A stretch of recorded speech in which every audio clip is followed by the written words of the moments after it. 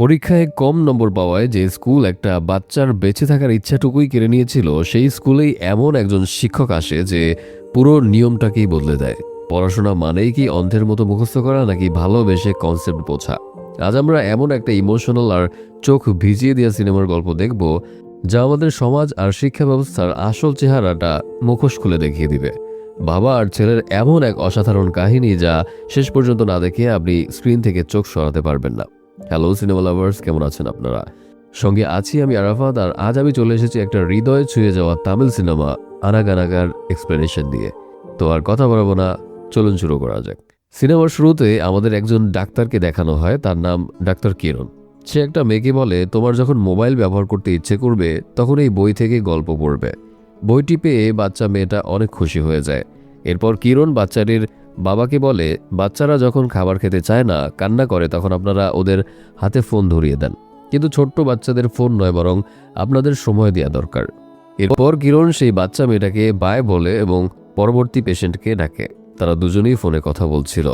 পরের দম্পতি সেখানে এসে বসে এবং বলে, ডক্টর, আমার ছেলের নাম লাকি, বয়স 11।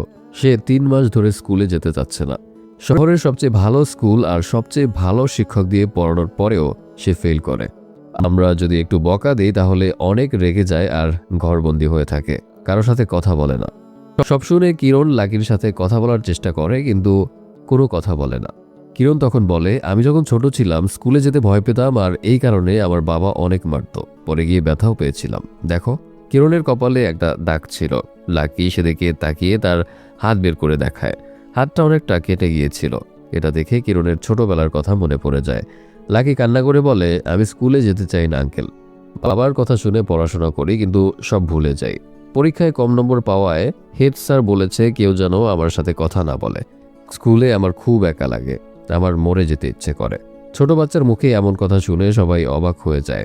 তখন কিরণ তার মা বাবাকে বলে, আপনি ওর জন্য ভালো স্কুল আর টিউটর ঠিক করেছেন, কিন্তু কখনো কি জানতে চেয়েছেন লাকি আসলে কি চায়? সে মরতে চায়। এটাই ওর মানসিক অবস্থা। বাবা মা হয়ে আপনারা কি করছেন?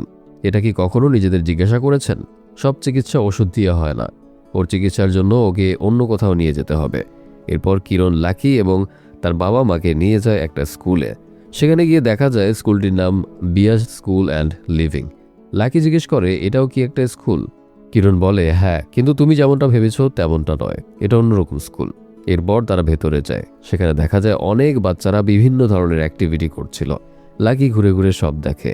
একটু পর রবি নামের একটা লোক সেখানে আসে আর বলে, আরে ডক্টর সাহেব, অনেকদিন পর যে, কি মনে করে এদিকে আসা হলো?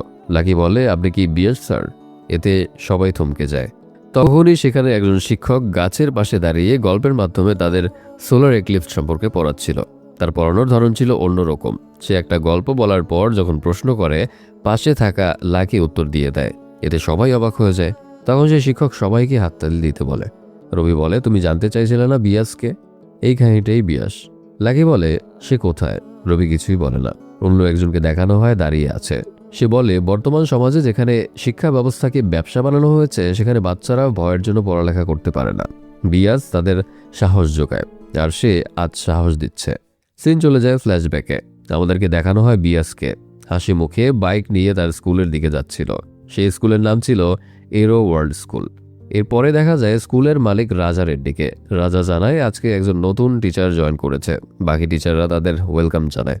রাজা বলে, এই স্কুলের প্রিন্সিপাল হিসেবে 1 বছর পার করার জন্য আপনাকে অভিনন্দন মিসেস ভাগ্যলক্ষ্মী।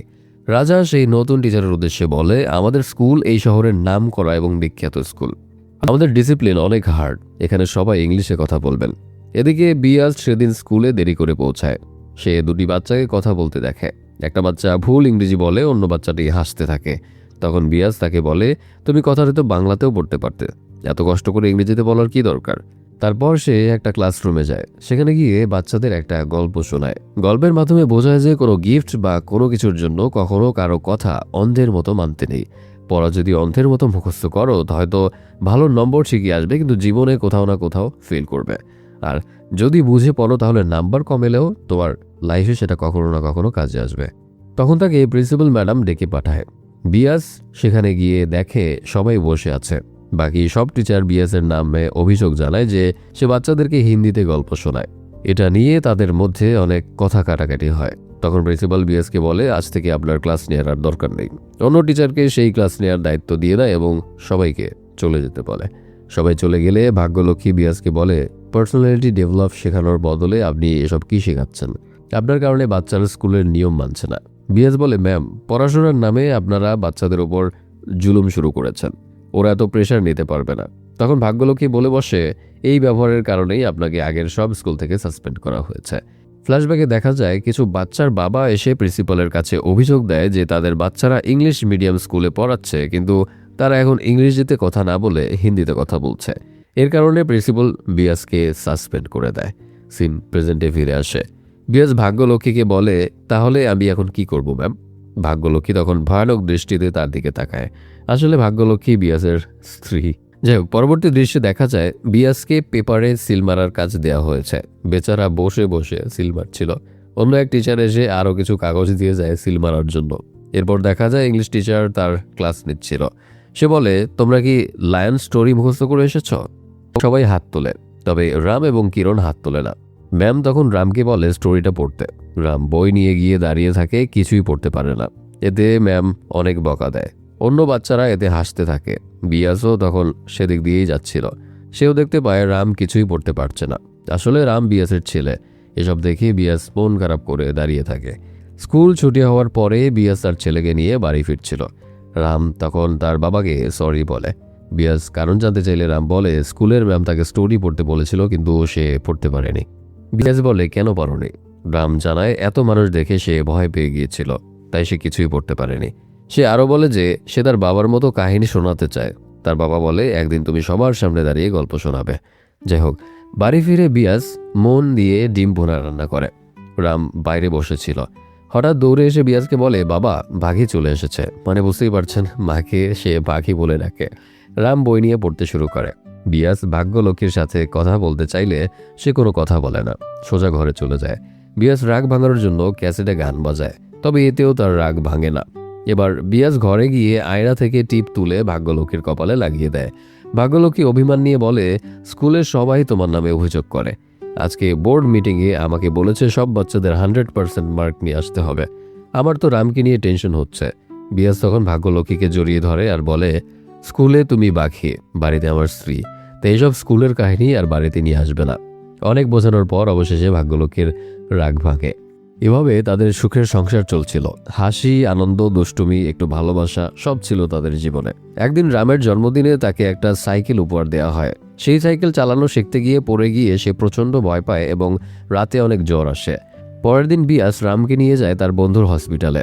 সেখানে রক্ত পরীক্ষা করতে রাম অনেক ভয় পায়। তখন বিয়াস বলে দেখো, আমি আগে রক্ত দিয়ে দেখাচ্ছি, কিছুই হবে না। বিয়াসের রক্ত নেওয়া হয়। এরপরে রামের রক্ত নেওয়া হয়। অন্যদিকে আরেকটা বাচ্চাকে দেখানো হয়, তার নাম কিরণ। সে পড়ালেখায় তেমন ভালো না, এই জন্য তার বাবা তাকে বকতে থাকে আর বলে এভাবে পড়াশোনা করলে তুমি ভবিষ্যতে অটো ড্রাইভারও হতে পারবে না। এবার যদি পরীক্ষায় খারাপ রেজাল্ট করো তাহলে তোমার খবর আছে। সব শুনে কিরণ মন খারাপ করে তার মায়ের ছবির দিকে তাকিয়ে থাকে। আসলে কিরণের মা মারা গিয়েছিল। এরপর দেখানো হয় বিয়াসের বন্ধু রবিকে, যে দুবাই থেকে অনেক দিন পর বিয়াসের সঙ্গে দেখা করতে এসেছে। রবির মাথায় আগে চুল ছিল না, কিন্তু এখন পরচুলা লাগিয়েছে। এটা দেখে বিয়াস অনেক মজা করে। রাম আসে, সেও টাকলা বলে মজা করে। রবি বলে তুমি ঠিক তোমার বাবার মতো হয়েছ। তোমার বাবা ছোটবেলায় স্কুলের সব শিক্ষকের পছন্দের ছাত্র ছিল। রাম তার বাবার আরও কাহিনী শুনতে চাইলে রবি রামকে নিয়ে বসে আর বিয়াসের গল্প বলতে শুরু করে। রবি বিয়াসের ছোটবেলার বন্ধু, তাই সে রামকে বিয়াসের ছোটবেলার গল্প শোনাতে থাকে। বিয়াস ছোটবেলায় কখনো বই দেখে পড়তো না। সে বই ছাড়াই পড়াশোনা করতো, অথচ সবসময় পরীক্ষায় ফার্স্ট হতো। এরপর বিয়াস রামকে নিয়ে স্কুলে যেতে থাকে। রবি বিয়াসকে তার একটা বাড়ি বিক্রির ব্যাপারে জানায় এবং কাস্টমার খুঁজে দিতে বলে। স্কুলে যাওয়ার পথে রাম জিজ্ঞেস করে বাবা, তুমি ডাক্তার ইঞ্জিনিয়ার না হয়ে শিক্ষক কেন হলে? বিয়াস কোনো জবাব দেয় না। আসলে বিয়াস অনাথ ছিল। ছোটবেলায় একটা মহিলা শিক্ষিকা তাকে এরকম করে পড়তে শিখিয়েছেন, তাই সে সবসময় চাইতো একজন ভালো শিক্ষক হতে। এরপর দেখা যায় রাম পরীক্ষার হলে বসে আছে। টিচার খাতা দিয়ে যায়, সবাই লিখছিল, কিন্তু রাম এবং কিরণ কিছুই লিখতে পারছিল না। তখনই সেখানে ভাগ্যলক্ষ্মী চলে আসে আর রামের খাতা দেখে রেগে সেখান থেকে চলে যায়। রাতে ভাগ্যলক্ষ্মী বাড়ি গিয়ে রামকে অনেক বকাঝকা করতে থাকে, কেন সে খাতায় কিছুই লেখেনি। বিয়াস রান্নাঘর থেকে এসে বলে কি হয়েছে, ও কিভাবে বকছো কেন? ভাগ্যলক্ষ্মী প্রচণ্ড রেগে গিয়ে বলে তোমার জন্যই এমন হয়েছে, রাম সবসময় তোমাকে ফলো করে। সে শুনেছে তুমি বই না পড়েও টপ করতে, তাই সে এখন নিজেও ঠিকমতো পড়াশোনা করছে না। বিয়াস বলে, ছোট বাচ্চাদের এভাবে ভয় দেখালে কিছুই লিখতে পারবে না। খালি অন্ধের মতো মুখস্থ করলে কি হবে? টপিকটাও তো বুঝতে হবে, তাই না? ভাগ্যলক্ষ্মী রেগে বলে, তোমার দেখানো নিয়মে তো পড়ে কিছুই করতে পারবে না। তোমার নিজের চাকরি চলে যেত। আমি আছি দেখে তোমার জব আছে, না হলে তোমাকে কবে বের করে দিত। কি করেছো আমাদের জন্য? এই কথাগুলো শুনে বিয়াস অনেক কষ্ট পায়।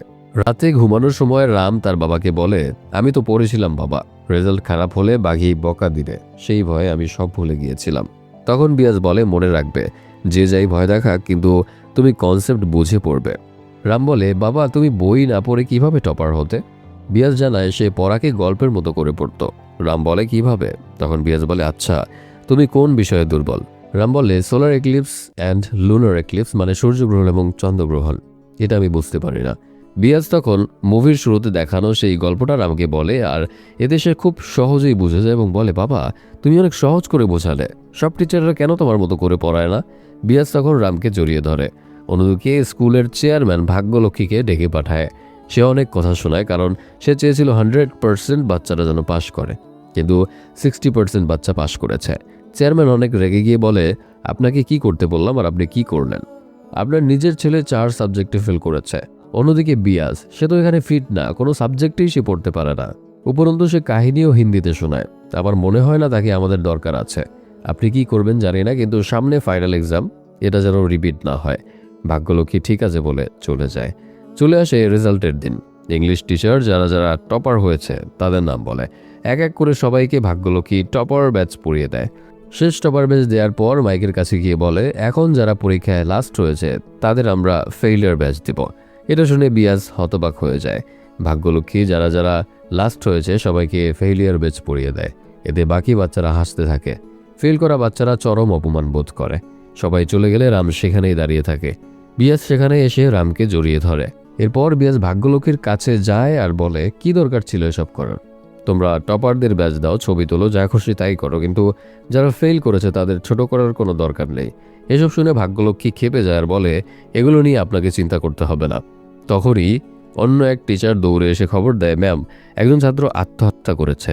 বিয়াসের কলিজা শুকিয়ে যায়। সে আর ভাগ্যলক্ষ্মী দ্রুত সেখানে যায়। তবে সেখানে গিয়ে দেখতে পায় রাম দাঁড়িয়ে আছে। বিয়াসের যেন জানে পানি আসে। আসলে ছাদ থেকে লাফ দিয়ে আত্মহত্যা করেছে কিরণ। তার মাথা দিয়ে গল গল করে রক্ত বের হচ্ছিল। ফ্ল্যাশব্যাকে দেখা যায় রামকে যখন তার বাবা জড়িয়ে ধরে সান্ত্বনা দিচ্ছিল, সেটা কিরণ দেখে অনেক কান্না করে। তার মনে পড়ে যায় তার বাবার কথা। সে বলেছিল রেজাল্ট খারাপ করলে খবর আছে। কিরণ ক্লাসে গেলে একজন শিক্ষক তাকে পশুর মতো অনেক মারধর করে আর সবাইকে বলে, তোমরা কেউ কিরণের সাথে কথা বলবে না। সব বাচ্চারা তাকে লুজার লুজার বলে খ্যাপাতে থাকে। এই অপমান সহ্য করতে না পেরে কিরণ ছাদে গিয়ে সেখান থেকে লাফ দেয়। বিয়াস একটা ঘরে বসে সেই ফেইলিয়র ব্যাজ নিয়ে কান্না করতে থাকে। অন্যদিকে স্কুলের চেয়ারম্যান একজন মহিলা ডক্টরকে বলে, এই খবর যেন বাইরে না আসে, এজন্য আপনার হসপিটালে অ্যাডমিট করেছি। তখন ভাগ্যলক্ষ্মী সেখানে আসে। চেয়ারম্যান প্রচণ্ড রেগে গিয়ে বলে, আপনাকে এসব কে করতে বলেছে? যেটা করতে বলি সেটা করেন না। আমার স্কুলের নাম যেন কোনোভাবে খারাপ না হয়। যান আর ওই ছাত্রকে 2 সপ্তাহের জন্য সাসপেন্ড করে দেন। একটা ছোট বাচ্চা তার স্কুলে আত্মহত্যার চেষ্টা করেছে, কিন্তু তার মনে বিন্দু পরিমাণ অনুশোচনা নেই। সে পড়ে আছে নিজের স্কুলের সুনাম নিয়ে। এটা আসলে বর্তমান সমাজের একটা ছবি। শিক্ষা প্রতিষ্ঠান এখন টাকা কামানোর মেশিন। যাই হোক, অন্যদিকে বিয়াস নোটিশ বোর্ডে কিরণের সাসপেন্ড নোটিশ দেখে রেগে ভাগ্যলক্ষ্মীকে বলে, তুমি কিরণকে সাসপেন্ড কেন করেছ? ভাগ্যলক্ষ্মী বিয়াসকে চলে যেতে বলে। বিয়াস বলে, সকালবেলা বাচ্চাদের ফেইলিয়র ব্যাচ দিয়ে সবার সামনে অপমান করলে, তোমার জন্য এসব হয়েছে। ভাগ্যলক্ষ্মী উল্টো বলে, তোমার কারণে বাচ্চারা ঠিকমতো পড়াশোনা করে না। আমি আছি দেখে এখানে জব করতে পারছো। আমি না থাকলে তোমাকে এখান থেকে অনেক আগেই বের করে দিত। তাই আমাকে শেখাতে এসো না। এটা শুনে বিয়াস অনেক রেগে যায় আর বলে, ঠিক আছে আমি রিজাইন দিচ্ছি। আর হ্যাঁ, আমি এখানে আছি তোমাকে ভালোবাসি দেখে। আর কিরণের জায়গায় যদি রাম হতো তাহলে তুমি কি করতে? ভাগ্যলক্ষ্মী আর কোনো কথা বলে না। বিয়াস তার বন্ধু রবিকে নিয়ে হসপিটালে গিয়ে দাঁড়িয়েছিল। ঠিক সেই সময় কিরণের বাবা সেখানে আসে আর অনেক কান্না করতে করতে বলে, আমার জন্যই এমন হয়েছে। সবসময় আমি ওকে বকাঝকা করতাম। এবার বলেছিলাম রেজাল্ট খারাপ করলে খবর আছে, এই ভয়ে হয়তো সে এমনটা করেছে। এগুলো বলে সে অনেক কান্না করতে থাকলে বিয়াস তাকে জড়িয়ে ধরে সান্ত্বনা দেয়। কিরণের বাবা ভেতরে গিয়ে দেখে কিরণের মুখে অক্সিজেন মাস্ক লাগানো। সে কাঁদতে কাঁদতে কিরণের মাথায় হাত বোলাতে থাকে। এদিকে ভাগ্যলক্ষ্মী সেই ফেইলিওর ব্যাচ হাতে নিয়ে চেয়ারম্যানের কথাগুলো ভাবছিল। তখন সেখান থেকে বিয়াস আর রাম যেতে লাগলে ভাগ্য রামের হাত চেপে ধরে বলে, আমার কথা শুনবে নাকি আবার ফেল করার ইচ্ছা আছে? বিয়াস বলে, আরে তুমি একটু শান্ত হও, এভাবে বকা দিলে ও আরও দুর্বল হয়ে যাবে। বাচ্চাদের ভালোবাসা শেখাতে হয়। ভাগ্য রেগে বলে, তোমার ভালোবাসা কি ওকে পাশ করিয়েছে? তোমার জীবনে ওর জন্য কি করেছ? তোমার জবও নেই, আমি তোমাদের সবকিছু চালাচ্ছি। সব শুনে বিয়াস অনেক কষ্ট পায়। পরের দিন বিয়াস আর রাম হসপিটালে যায় কিরণের সাথে দেখা করতে। সেখানে গেলে দেখা যায় কিরণ এখন অনেকটা ভালো। সে বলে, সরি স্যার। বিয়াস বলে, কেন? কিরণ বলে, আমি ছাদ থেকে লাফ দিয়েছি। বিয়াস বলে, আসলেই তুমি তো অনেক বাহাদুর ছিলে, তোমার তো অনেক সাহস। আমি তো একতলা থেকে লাফ দিতেই ভয় পাই, আর তুমি ছাদ থেকে লাফ দিয়েছ? তোমার সাহস আছে বলতেই হবে। তাহলে সামান্য এক্সামকে কেন ভয় পাচ্ছ? রাম বলে, কিরণ, সামনে ফাইনাল এক্সাম, আমরা দুজন ভালো করে পড়ে পাশ করব। বিয়াস স্যার আমাদের সব সাবজেক্ট শেখাবে, কোনো চিন্তা নেই। বিয়াস কিরণকে বলে, তুমি কোন সাবজেক্টে দুর্বল? রাম বলে, বাবা ও সব সাবজেক্টেই দুর্বল। এটা শুনে সবাই হেসে দেয়। বিয়াস বলে, আচ্ছা ঠিক আছে, আমি তোমাকে একটা সাবজেক্ট পড়াচ্ছি, বুঝতে না পারলে জানাবে। এরপর সে একটা গল্প শোনায়, আর এই গল্পের মাধ্যমে আমাদের শরীরের ইমিউনিটি সিস্টেম কিভাবে কাজ করে সেটা শেখায়। তার শেখানোর সিস্টেম দেখে সেখানকার সবাই হাততালি দিতে থাকে। এমনকি কিরণের বাবা বলে, স্যার আমিও সহজে বুঝে গেছি। কিরণ বলে, সেও বুঝে গেছে, কিন্তু স্কুলে এভাবে কেন শেখায় না? এটা শুনে বিয়াস চুপ হয়ে যায়। কিরণের বাবা বলে, পড়ায় তো সবাই, কিন্তু আপনার মতো করে সহজ করে পড়ায় না। আপনি প্রাইভেট পড়াতে শুরু করেন। সেখানে থাকা আরও বাচ্চারা রিকোয়েস্ট করে। এরপর দেখা যায় রবি ফোনে কারোর সাথে কথা বলছিল। তার বাবার পুরনো বাড়ি বিক্রি করার জন্য দামে হচ্ছিল না। তখন সেখানে বিয়াস আর রাম আসে। বিয়াসের মন খারাপ দেখে রবি বলে, তোর আবার কি হয়েছে? বিয়াস বলে, টিউশন পড়ানোর জন্য একটা বাড়ি দরকার, পাচ্ছি না। এটা শুনে রবি বিয়াসের দিকে তাকায়। পরের দৃশ্যে দেখা যায় রবি তার বাবার পুরনো বাড়িতে তাদেরকে নিয়ে যায় আর বলে, এটা তো অনেক পুরাতন হয়ে গেছে। বিয়াস বলে, সমস্যা নেই, আমরা ঠিক করে ফেলবো। রাম তখন রবিকে একটা ঝাড়ু ধরিয়ে দেয়। কি আর করার, বেচারা মালিক হয়েও ঝাড়ু দেওয়া শুরু করে। পরের দিন রাম স্কুলে গিয়ে সব বাচ্চাদের বলে, তোমরা যদি ভালো মার্কস পেতে যাও তাহলে আমার বাবার টিউশনে জয়েন করো। এভাবে সে পুরো স্কুলে এটা বলে বেড়ায়। এরপর অনেক বাচ্চারা বিয়াসের কাছে প্রাইভেট পড়তে আসে। বিয়াস তাদের অনেক ভালো করে শেখায়, প্র্যাকটিক্যালও অনেক কিছু দেখায়। তার পড়ানোর ধরনই ছিল একটু অন্যরকম। বিয়াস রামকে পড়াচ্ছিল। পড়ানো শেষ হলে সে রামকে বলে, সব মনে থাকবে তো? রাম বলে, মনে থাকবে বাবা। আমি পরীক্ষা দেখে ভয় পাচ্ছি না, পরীক্ষা শেষ হলে আবার স্কুলে যেতে হবে সেটা নিয়ে ভয় পাচ্ছি। বাবা তুমি কেন স্কুল চালু করছো না? বিয়াস রামকে জড়িয়ে ধরে, কিন্তু কিছুই বলে না। রাতে ঘরে গিয়ে সে অনেক দিনের পুরনো কিছু লিফলেট বের করে, যা ছিল বিয়াসের স্বপ্ন। অর্থাৎ সেও অনেক দিন ধরে চাইতো একটা স্কুল বানাতে। একদিন বিয়াস রবিকে সেই লিফলেটগুলো দেখায় আর বলে সে একটা স্কুল চালু করতে চায়। সেখানে গরিব ও কম মার্কস পাওয়া ছাত্রছাত্রীদেরকেই ভর্তি নেবে। রবি বলে, প্রাইভেট পড়াতে সেটা ঠিক ছিল, এখন স্কুল বানালে কি কেউ আসবে তোর কাছে? বিয়াস বলে, আমি জানি না আসবে কিনা, তবে এটা আমার স্বপ্ন। দেখা যাক আমার পড়ানো স্টুডেন্টরা কেমন মার্কস পায়, তারা জেতে নাকি আমি হারি। দেখতে দেখতে এক্সাম চলে আসে, সবাই খুব ভালো পরীক্ষা দেয়। রেজাল্টের দিন বিয়াস রামকে স্কুলে নামিয়ে দেয়। রাম বলে, বাবা তুমি থাকবে না? বিয়াস বলে, আমি তো এখানে আর পড়াই না, তাই থাকতে পারবো না। রাম বলে, আমি যদি আবারও ফেল করি?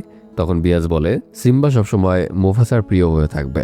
এটা বলে সে চলে যায়। রামও খুশি হয়ে ভিতরে চলে যায়। এদিকে ফাইনাল রেজাল্ট দিচ্ছিল। অন্যদিকে বিয়াজ অনেক টেনশন করছিল। সব বাচ্চারা উপরওয়ালার কাছে প্রার্থনা করছিল ফাইনালি সকল টপ রেজাল্ট করা বাচ্চাদের নাম ডাকা হয়। দেখা যায় রাম এবং কিরণ সহ বিয়াসের কাছে প্রাইভেট পড়া সব শিক্ষার্থী টপার হয়েছে। ভাগ্যলক্ষ্মী অনেক গর্বের সাথে নিজের ছেলেকে টপার ব্যাজ লাগিয়ে দেয়। রাম চলে আসে বিয়াসের কাছে। টপার ব্যাজ দেখে বিয়াস অনেক খুশি হয়ে যায়। রামদার বাবাকে সেই ব্যাজ পরিয়ে দেয়। একটু পরে কিরণ আসে, সেও টপার হয়েছে। ধীরে ধীরে সবাই বিয়াসের কাছে আসে আর সিটি বাজায়। এদিকে ভাগ্যলক্ষ্মী মনে মনে অনেক খুশি হয়, কিন্তু এই খুশির মুহূর্তে বিয়াসের বন্ধু রবি একটা কাগজ নিয়ে দৌড়ে আসে। বিয়াস রবিকে জানায়, দেখ আমার পড়ানো সব শিক্ষার্থী পাশ করেছে। তবে রবি মন খারাপ করে সেই কাগজটি দেয়। বিয়াস সেই পেপার পড়ে দেখে তার ক্যান্সার ধরা পড়েছে। বিয়াস মনে করে রবি হয়তো মজা করছে, কিন্তু রবি কান্না করতে করতে বলে, আমি ডক্টর দিয়ে পরীক্ষা করিয়েছি, তোর ক্যান্সার ধরা পড়েছে। বিয়াসের মাথায় আকাশ ভেঙে পড়ে, সে স্তব্ধ হয়ে যায়। রাম তো অনেক খুশি ছিল। সে একটা টিনের পাতে লিখে ফেলে, বিয়াস স্যার স্কুল। এসব দেখে রবি একদম স্তব্ধ হয়ে যায়। ভাগ্যলক্ষ্মী বাড়ি ফিরে রামের রাগ ভাঙায় আর বলে, তোমার বাবা কোথায়? রাম বলে, টাকলা আঙ্কেলের সাথে কোথাও গিয়েছে। ভাগ্যলক্ষ্মী এবার তার স্বামীর জন্য তার পছন্দের রান্না করে। এদিকে বিয়াজ আর রবি ডক্টরের সাথে কথা বলে। ডক্টর জানায় রিপোর্ট আসতে 2 সপ্তাহ টাইম লাগবে, এরপর আমরা ট্রিটমেন্ট শুরু করতে পারবো। ডক্টর কিছু মেডিকেশন দেয় আর বলে পরের বার যখন আসবেন আপনার ফ্যামিলি মেম্বারদেরকে নিয়ে আসবেন, তাদের আপনার ব্যাপারে জানা দরকার। এদিকে ভাগ্যলক্ষ্মী রান্না করে অপেক্ষা করছিল। রবি আর বিয়াজ বাড়িতে আসে। রবি বলে ভাগ্যলক্ষ্মীকে এসব এখনই বলিস না। বিয়াজ মাথা নাড়িয়ে সম্মতি দেয়। বিয়াজ ঘরের ভেতরে যায় আর দেখে ভাগ্যলক্ষ্মী দাঁড়িয়ে আছে। সে ভাবে হয়তো রান্না হয়নি, তাই বলে আমি 10 মিনিটে রান্না করছি। রাম তখন বলে মা তোমার জন্য তোমার পছন্দের ডিম ভুনা রান্না করেছে। তবে বিয়াজ এতে তেমন একটা কিছু না বলে ফ্রেশ হতে চলে যায়। এতে ভাগ্যলক্ষ্মী মন খারাপ করে। রাম বলে ক্যাসেট প্লে করতে, কিন্তু সেটা পড়ে গিয়ে ভেঙে যায়। ভাগ্যলক্ষ্মী সেখান থেকে চলে যায়। বিয়াজ এসে বলে কি হয়েছে। রাম জানায় বাঘে তোমার জন্য রান্না করে তোমার রাগ ভাঙাতে চেয়েছিল। বিয়াজ ভাগ্যলক্ষ্মীর কাছে যায় আর দেখে সে কান্না করছে। বিয়াজ বলে এই সামান্য ব্যাপার নিয়ে কান্না করতে হয়। ভাগ্যলক্ষ্মী বলে এই প্রথম তোমার রাগ ভাঙানোর জন্য আমি রান্না করলাম, আর তুমি এমনভাবে চলে গেলে। রাম তোমার পড়ানোতে ভালো মার্কস পেয়েছে, এই জন্য তুমি এমন করছো, তাই না? তুমি এখন বদলে গেছো। এটা বলে সে কান্না করতে থাকলে বিয়াজ ভাগ্যলক্ষ্মীর অনেক কাছে গিয়ে কপাল থেকে টিপ তুলে আবার পরিয়ে দেয় আর কপালে একটা চুমু খায়। এতে ভাগ্যলক্ষ্মীর রাগ অভিমান সব শেষ হয়ে যায়। রাম এসে বলে বাবা আমার অনেক ক্ষুধা লেগেছে। ভাগ্যলক্ষ্মী আর বিয়াজ তখন রামকে চুমু খায়। এদিকে স্কুলের চেয়ারম্যান অনেক খুশি, এবার 95% বাচ্চারা পাশ করেছে। তখন সায়েন্সের টিচার বলে স্যার আমার সব শিক্ষার্থীরা 100% পেয়েছে। চেয়ারম্যান বলে তাহলে এটা নিয়ে মার্কেটিং করো, আরও অনেক স্টুডেন্ট পাওয়া যাবে। কিন্তু সেই টিচার চেয়ারম্যানকে বিয়াসের স্কুলের লিফলেট দেখিয়ে বলে এবার বিএসসির সব দুর্বল শিক্ষার্থীরা ভালো মার্কস পেয়ে পাশ করেছে। অনেক বাবা মা এখন বিএসসির স্কুলে পড়াতে চায়, কারণ সে অনেক কম টাকায় আর দুর্বল স্টুডেন্টদেরকে অ্যাডমিশন দেবে। সব শুনে চেয়ারম্যান অনেক রেগে যায়। এদিকে বিয়াস তার স্কুলে এসে দেখে অনেক বাবা মা এসেছে তাদের সন্তানদের ভর্তি করাতে। রবি বলে দেখো কত মানুষ এসেছে। তবে বিয়াস সবাইকে হাত জোর করে চলে যেতে বলে। সবাই অনেক অনুরোধ করে স্কুলে ভর্তি করানোর জন্য, কিন্তু বিয়াস সবাইকে চলে যেতে বলে। সবাই মন খারাপ করে চলে যায়। রবি বলে এসব কি করলি? সবাই অনেক আশা নিয়ে এসেছিল। বিয়াস বলে আমার হাতে তো বেশি সময় নেই, কাল কি হবে তাও জানি না। আমার ভরসায় আসার পর আমার কিছু হয়ে গেলে পরে কে দেখবে? রবি বলে এখনো তো ফাইনাল রিপোর্ট আসেনি, তাই না? তখনই সেখানে একজন লোক আসে আর বলে স্যার আমার ছেলেকে ভর্তি করে নেন, আমি গরিব মানুষ, টাকা পয়সা কিছু নেই। দরকার হয় আমি এখানে চাপরাশির কাজ করব। আমার ছেলে অনেক ট্যালেন্টেড, সব কিছু পারে। বাচ্চা ছেলেটা তখন একটা ধাঁধার উত্তর দেয়। এটা শুনে বিএসের ছোটবেলার কথা মনে পড়ে যায়। সেও অনাথ ছিল। রানীমা নামের একটা মহিলার কাছে সে পড়াশোনা করত। দেখা যায় বিয়াস বাইক নিয়ে নন্দবরম নামের একটা স্কুলে যায়। সেখানে রানীমা রান্না করছিলেন। বিয়াসকে দেখে তিনি অনেক খুশি হয় আর বলে এতদিন পর আমার কথা মনে পড়লো, বিয়ে করে অনেক দিন পর এখানে আসলি, কি মনে করে? বিয়াস বলে তোমার হাতের চা খেতে আসলাম। রানীমা তখন চা বানিয়ে নিয়ে আসে। বিয়াস অনেক মজা করে খেতে লাগে আর বলে বড়ি কোথায়? রানীমা হেসে একটা ডিব্বা থেকে মুড়ি দেয়। বিয়াস খুশি হয়ে সেটা খেতে শুরু করে। রানীমা বলে তুই এখনো ছোটই রয়ে গেলি। বিয়াস রানীমাকে সব খুলে বলে আর বলে আরেকটা কাহিনী শোনাও যাতে আমি এগিয়ে যেতে পারি। রানীমা তখন বিয়াসকে অনেক মোটিভেশনাল কাহিনী শোনায়। এতে বিয়াস অনেক সাহস ফিরে পায়। ফিরে গিয়ে বিয়াস স্কুল চালু করার সিদ্ধান্ত নেয় এবং বাবা ছেলে মিলে স্কুল ঠিকঠাক করে। এদিকে চেয়ারম্যান ভাগ্যলক্ষ্মীকে ডেকে বলে আমাদের স্কুলে অ্যাডমিশন চালু হবে, আপনার প্ল্যান কি? তখন ভাগ্যলক্ষ্মী প্ল্যান দেখায়। তবে চেয়ারম্যান বলে আপনার প্ল্যানে যা আছে সব স্কুলে তাই দিচ্ছে, ভিন্ন কিছু নেই। ভাগ্যলক্ষ্মী বলে কিছু অ্যাড করতে হলে বলুন। চেয়ারম্যান বলে বিএসআর এখন মার্কেটে অনেক ডিমান্ডেড টিচার, তাকে নিয়ে আসুন, তাহলে এমনিতেই অ্যাডমিশন বেড়ে যাবে। ভাগ্যলক্ষ্মী কথা বলবে বলে জানায়। চেয়ারম্যান বলে আরেকটি কথা, আপনি আমার স্কুলের প্রিন্সিপাল আর আপনার স্বামী অন্য স্কুল চালু করলে অনেক ঝামেলা হবে, এতে আপনাদের সম্পর্কের মধ্যে ফাটল ধরতে পারে। ভাগ্যলক্ষ্মী অনেক অবাক হয়ে যায়। সে জানতো বিয়াস প্রাইভেট পড়াতো। চেয়ারম্যান বলে কেন, বিয়াস আপনাকে বলেনি যে সে স্কুল চালু করেছে? যাই হোক, যদি বিয়াস স্যার এখানে পড়ায় তাহলে পছন্দ মতো স্যালারি আর নিজের মতো করে পড়াতে পারবে। ভাগ্যলক্ষ্মী ঠিক আছে বলে চলে যায়। ভাগ্যলক্ষ্মী বিয়াসের স্কুলে গিয়ে অনেক রাগ দেখায় আর সবার সামনে বিয়াসকে অনেক কথা শোনাতে থাকে। তবে বিয়াস তাকে শান্ত হতে বলে আর বোঝায় যে কিছুদিন পর তাকে সারপ্রাইজ দিত। কিন্তু ভাগ্যলক্ষ্মী বলে এসব বাদ দাও আর আমার স্কুলে আবার টিচার হয়ে জয়েন করো। কিন্তু বিয়াস রাজি হয় না। ভাগ্যলক্ষ্মী বলে তুমি যদি আমার কথা না শোনো তাহলে এটা আমাদের শেষ ঝগড়া। তবে বিয়াস তার কথায় অনড় থাকে। সে গিয়ে বাচ্চাদের অ্যাডমিশন নিতে থাকে। এটা দেখে ভাগ্যলক্ষ্মী রামকে নিয়ে সেখান থেকে চলে যায়। এরপর থেকে তারা কেউ কারো সাথে কথা বলে না। একদিন কিছু প্যারেন্টস এসে ভাগ্যলক্ষ্মীকে বলে তারা টিসি নিতে এসেছে। ভাগ্যলক্ষ্মী বলে দিয়ে দেব, কিন্তু কি কারণে চাচ্ছেন? অন্য স্কুলে কি এমন আছে যে আমাদের স্কুলে নেই? কিরণের বাবা বলে, ম্যাম আপনি তো বলেছেন বাচ্চারা ঠিকমতো পড়তে পারে না। ভাগ্যলক্ষ্মী বলে, আমরা সব টিচারদের সাথে মিটিং করছি, কি কারণে এমন হচ্ছে সেটা বের করার চেষ্টা করছি। তখন অন্য একজন মহিলা বলে, ম্যাম আপনার টিচারদের সাথে না, বরং বাচ্চাদের সাথে কথা বলার দরকার ছিল। আপনাদের স্কুলের ফি অনেক বেশি আর পড়ানোর নিয়মও অনেক কঠিন। অন্যদিকে বিএস স্যার অনেক সহজ করে পড়ায় যা বাচ্চারা বুঝতে পারে, তাছাড়া তার ফিও কম। সব শুনে ভাগ্যলক্ষ্মী চুপ হয়ে যায়। ভাগ্যলক্ষ্মী ক্লাসে গিয়ে বাচ্চাদের জিজ্ঞেস করে, তোমাদের কোনো সমস্যা আছে? থাকলে আমাকে বলতে পারো। তবে ভয়ে কেউ কিছুই বলে না। পরে ভাগ্যলক্ষ্মী বলে, আমি কাউকে কিচ্ছু বলবো না।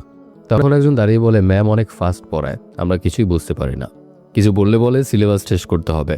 ভাগ্যের তখন বিএসের কথা মনে পড়ে। সে সবসময় একটাই কথা বলতো যে মুখস্থ করে না, বরং বুঝে পড়তে হবে। ভাগ্যলক্ষ্মী বুঝতে পেরে যায়। তখন ভাগ্যলক্ষ্মী চেয়ারম্যানের কাছে চলে যায়। চেয়ারম্যান বলে, বিএস কবে জয়েন করবে? ভাগ্যলক্ষ্মী বলে, আপনার মনে হয় বিএস আপনার সমস্যা, কিন্তু সমস্যা হচ্ছে এখানকার টিচারদের আর তাদের পড়ানোর ধরন। চেয়ারম্যান এটা শুনে অনেক রেগে যায় আর বলে, আমাদের স্কুল এই শহরের টপ স্কুল, আপনার ভালো না লাগলে চলে যেতে পারেন। ভাগ্যলক্ষ্মী রেগে সেখান থেকে চলে যায়। এদিকে নানাকুট্টান পিল্লাই নতুন প্রিন্সিপাল হয়ে যায়। বাড়ি ফিরে ভাগ্যলক্ষ্মী সুন্দর শাড়ি পরে চলে যায় বিএসের স্কুলে। বিএস দেখে তো অবাক, বলে, তুমি এখানে? ভাগ্যলক্ষ্মী বলে, বসে কথা বলি। এরপর তারা একটা জায়গায় বসে আর ভাগ্যলক্ষ্মী বিএসের কাছে ক্ষমা চায়। বিএস মজা করে বলে, মনে হয় এখানে তুফান আসতে চলেছে। তবে বিএস মনে মনে খুশি হয়। ভাগ্যলক্ষ্মী বলে, তোমার স্কুলের সব বাচ্চাদের মুখে অনেক খুশি দেখেই বোঝা যায়। আমাদের স্কুলের বাচ্চাদের মুখে সেই আনন্দ ছিল না। আমি কি করব বলো? তুমি যা চাইবে তাই করব। বিএস বলে, আগে যা করতে তাই করবে, মানে এই স্কুলের প্রিন্সিপাল হতে বলে। ভাগ্যলক্ষ্মী খুশি মনে রাজি হয়ে যায়। বিএস তখন তাকে একটা খাতা দেখায় যেখানে ক্লাস 1 থেকে 7 পর্যন্ত সব সাবজেক্টের পড়াগুলো গল্পের মাধ্যমে সাজানো। ভাগ্যলক্ষ্মী এটা দেখে অনেক প্রশংসা করে। তবে বিএস এর স্বপ্ন এটা বই আকারে পাবলিশ করা, আর এটার জন্য শিক্ষা মন্ত্রণালয়ের পারমিশন নিতে হবে। ভাগ্যলক্ষ্মী বলে, ওটাও একদিন হয়ে যাবে। সব শুনে বিএস ভাগ্যলক্ষ্মী ও রামকে আদর করতে থাকে। তখনই সেখানে রবি আসে আর হসপিটাল থেকে কল আসে। ডক্টর জানায় বিএসের হাতে আর খুব বেশি সময় নেই। এটা শুনে রবি কান্না করতে শুরু করে দেয়।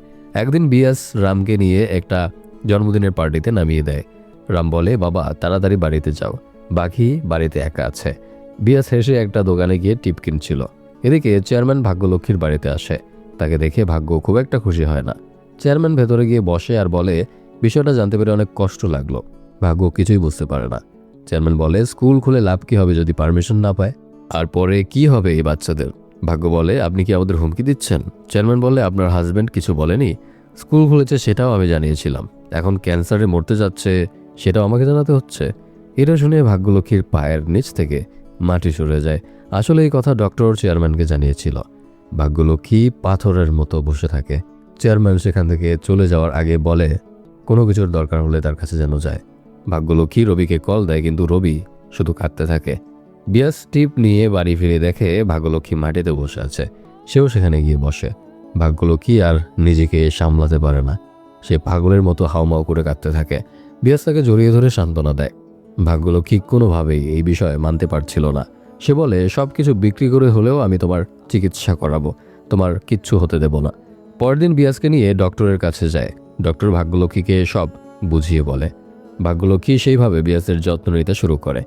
দিন দিন বিয়াসের অবস্থা অনেক খারাপ হতে থাকে, তবে ভাগ্যলক্ষ্মী তার সাধ্য মতো যত্ন নিতে থাকে। একদিন রাম আসে আর বলে, বাবা তুমি অনেক দিন ধরে গল্প শোনাও না, আজকে একটা গল্প বলো। বিয়াস কিছু বলতে গিয়ে বিছানায় সেন্সলেস হয়ে পড়ে যায়। সঙ্গে সঙ্গে তাকে হসপিটালে নিয়ে যাওয়া হয়। ডক্টর বলে, বিয়াসের শরীরের হাল ছেড়ে দিয়েছে, হাতে আর বেশি সময় নেই। সে সময় হাসি মুখে বিদায় জানানোর প্রস্তুতি নিতে থাকুন। ভাগ্যলক্ষ্মী কান্না করতে থাকে। এদিকে রাম বাবাকে দেখার জন্য একটা চেয়ার নিয়ে ওটির সামনে দাঁড়ায়। ভাগ্যলক্ষ্মী রামকে দেখতে না পেয়ে পাগলের মতো খুঁজতে থাকে। শেষে গিয়ে ওটির সামনে খুঁজে পায়। সে ডক্টরের কাছে জানতে চায় যে রাম তার বাবাকে অনেক ভালোবাসে, তা আমি কি করব বুঝতে পারছি না। ডক্টর বলে, আপনি ওকে বোঝান, না হলে পরে অনেক প্রবলেম হতে পারে। এরপর রামকে বাড়িতে নিয়ে যাওয়া হয় আর ভাগ্য তাকে বোঝাতে থাকে, তোমার বাবার জ্বর হয়েছে, সে শীঘ্রই সুস্থ হয়ে যাবে, বাড়িতে চলে আসবে।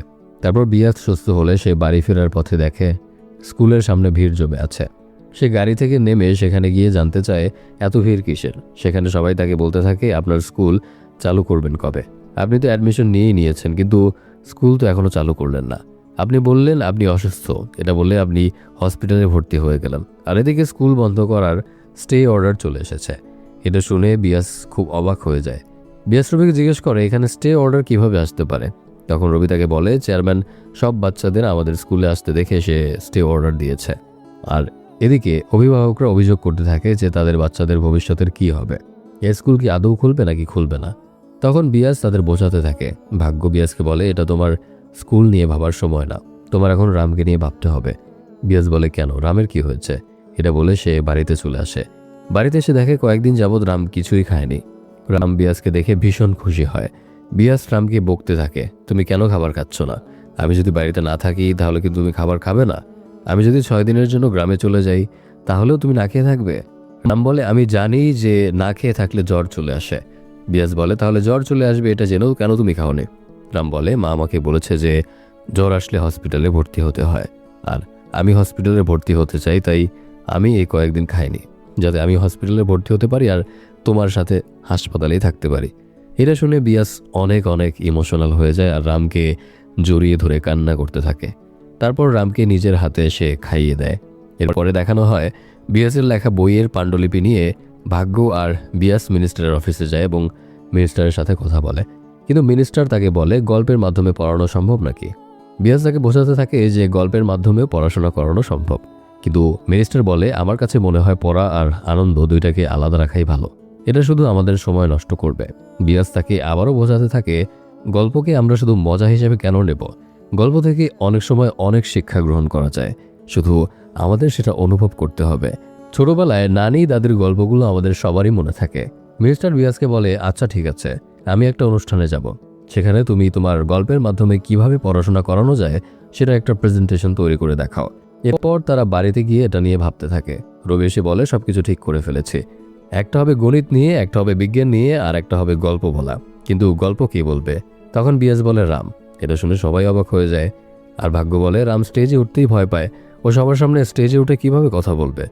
বিয়াস বলে এটা শুধু মিনিস্টারের কাছে আমাদের বইকে মঞ্জুরি দেওয়ার জন্য না, এটা রামকে করতে হবে তার ভয় থেকে বাঁচার জন্য। আমি থাকি কিংবা না থাকি, কিন্তু রামকে এই ভয়কে কাটাতেই হবে। তারপর সে রামের কাছে যায় আর গিয়ে বলে তুমি কি আমার জন্য একটা কাজ করতে পারবে? রাম বলে আমি তোমার জন্য সব কিছু করতে পারবো বাবা। বিয়াস রামকে বলে তুমি কালকে আমার মতো করে স্টেজে গিয়ে সবাইকে গল্প শোনাতে পারবে? রাম বলে কিন্তু বাবা আমি তো স্টেজে উঠতে ভয় পাই। বিয়াস বলে যদি তোমার মনে বাবা থাকে তাহলে ভয় থাকবে না, আর যদি ভয় থাকে তাহলে বাবা থাকবে না। এবার তোমার সিদ্ধান্ত, তুমি মনে কি রাখবে, ভয় নাকি বাবাকে? এটা শুনে রাম স্টেজে উঠে গল্প বলতে রাজি হয়ে যায়।